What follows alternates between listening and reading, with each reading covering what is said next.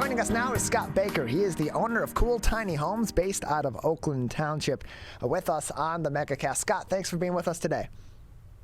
Hey, good morning. Thanks for having me. So tell us a little bit about Cool Tiny Homes, tell a little bit about your business. What do you do? I assume you're making some tiny homes for people over the local yes, area. sir. A little bit about my business is we're experienced builders. We try to focus on quality and take all the challenging aspects of a regular home and put them in a tiny home as useful as possible. We're joined by Scott Baker, owner of Cool Tiny Homes. To learn more information at cooltinyhomes.com. So what goes into designing some of these tiny homes? Because it's going to be a different thing for each person, different needs for each individual or each family that may be looking for these. So where do you start? Because you're trying to compact the traditional home into a much smaller surface area, and in many cases also maybe trying to get that home off the grid as well. So there's so many different aspects that go into it, I would imagine. Where do you usually start with that process? It's a very good question. So my biggest concern with any customer is where are you going to put it? What do you want in it? What kind of utilities are you going to be connected to? Do you have access to water or gas, or do you want it to be completely off-grid or solar? Just depends what their needs and wants are, and from there we can build around it. How many people, bathroom, 2 bathrooms, believe it or not, and then where's it going to go? How much sunlight can they get if you want to go with solar? There's so many aspects to go into this that we start with that, and then from there we build around it. And we can kind of get into the design of, do you want to go with a modern or a prairie or a craftsman or a cabin? Just kind of go from there. And so what defines a tiny home? Because what's considered tiny or what's considered a smaller home to one person or one family may be different than the other. Is there a definitive definition of what a tiny home is? That's also another good question. So anything less than 500 square feet would be considered a tiny home. Okay, we're joined by Scott Baker. He's the owner of Cool Tiny Homes based out of Oakland Township. Learn more about his business at cooltinyhomes.com. And so when you're building these homes, some people are going to have them in, they're going to be in a variety of different areas and different municipalities. So it's going to come along with different requirements, different building codes, different zoning requirements. So what goes into navigating all of that when you're consulting with clients that are looking to build a tiny home in a variety of different places? That's also another good question. So the zoning restrictions pretty much are the biggest key factor. It seems like anywhere around here, especially Oakland County, you're 1,200 square foot minimum. And if you're building a 100 to a 400 square foot house, it's not going to work. So we have to find townships or municipalities that will allow that for full-time living. There are definitely some places up north that will allow it, as well as a couple on the west side of the state. But the biggest problem right now is trying to get over that hurdle of the zoning restrictions. And I'm trying, I shouldn't say we are trying something fierce to make that happen in a more urban area.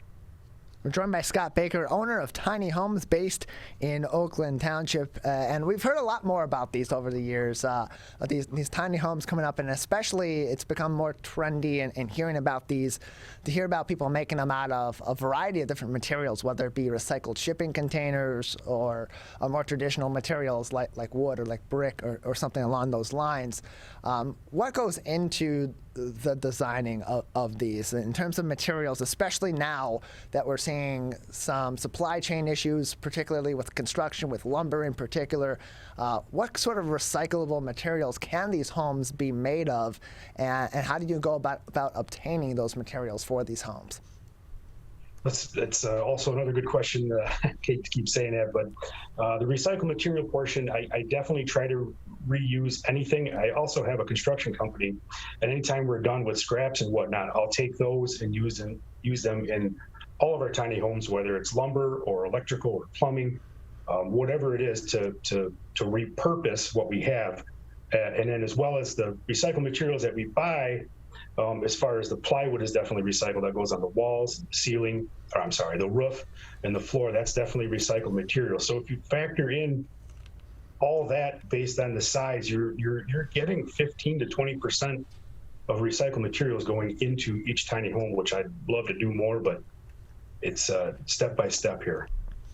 We're joined by Scott Baker, owner of Cool Tiny Homes based out of Oakland Township. Learn more information about them and all the work that they do at cooltinyhomes.com. And so, Scott, as we talk about the increased demand of these homes and they're becoming more trendy over time, what do you think has driven this desire for people to build tiny homes or to obtain tiny homes in today's market? Is there anything in particular that you have seen from your experience that's kind of driving the uptick in this market? Being debt-free is pretty fantastic, and that seems to be one of the biggest things. And saying, you know what, hey, I want to pack up and I'm going to go to Arizona, or I'm going to move out to Florida or North Carolina. Let's just do it. Let's get in and try it. I mean, you only live once, and that's one of the biggest things that people are definitely liking, to do with these tiny homes. We're joined by Scott Baker, owner of Cool Tiny Homes based in Oakland Township. And Scott, what got you into this specific sector of the construction business and the home building business? What drew you to building these tiny homes? Definitely HGTV. I seen my first tiny home show, and I was like, man, that's so cool. Again, to recap, taking all the basic functionalities of a home and then making them still so useful in such a tiny place, and then still trying to create so much storage. And that's what I'm really focusing on now, is trying to get more storage in all of these and utilizing every space possible. But the idea and the challenge of that is what really got me into this business. And so who are the people that are looking for these homes? What generally is the demographic layout of your clientele that's coming to you and saying, Scott, I want to build a home, but I want it to be a tiny home that's customizable to my needs and my family's needs, but it's also much more sustainable and maybe made with recyclable materials?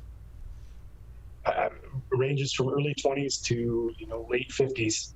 People are looking for retirement homes to put on their property up north, or just complete everyday living.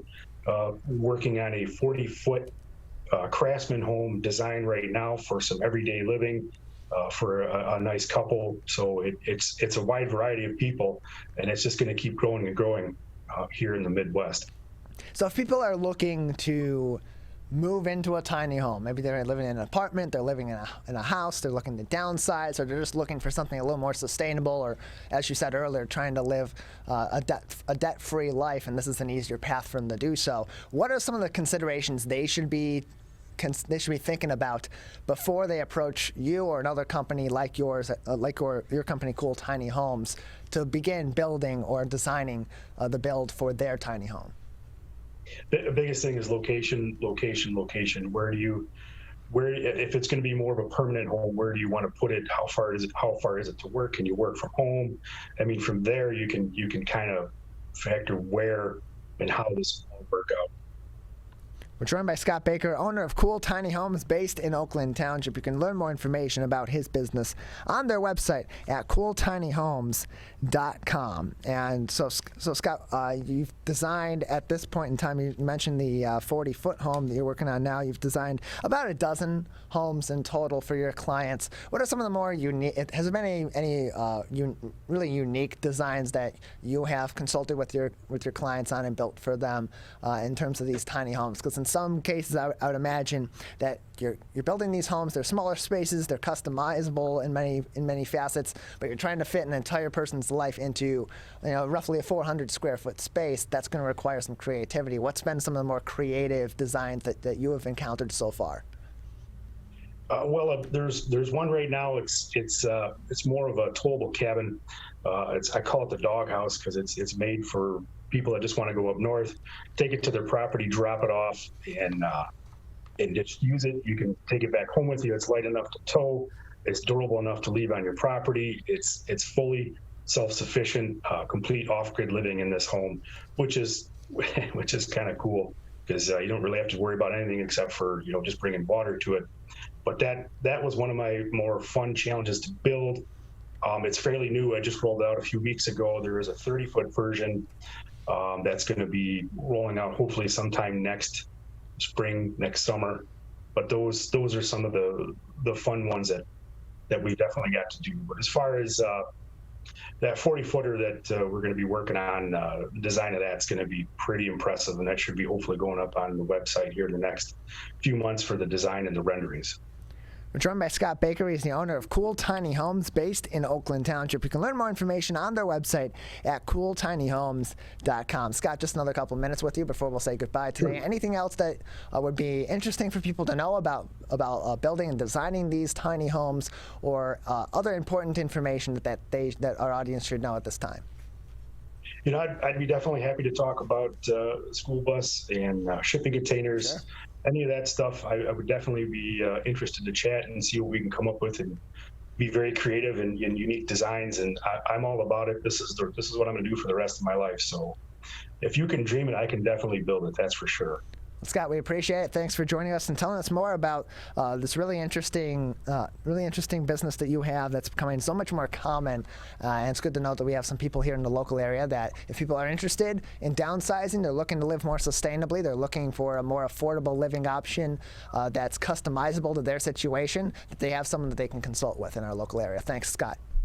Appreciate your time. Thank you.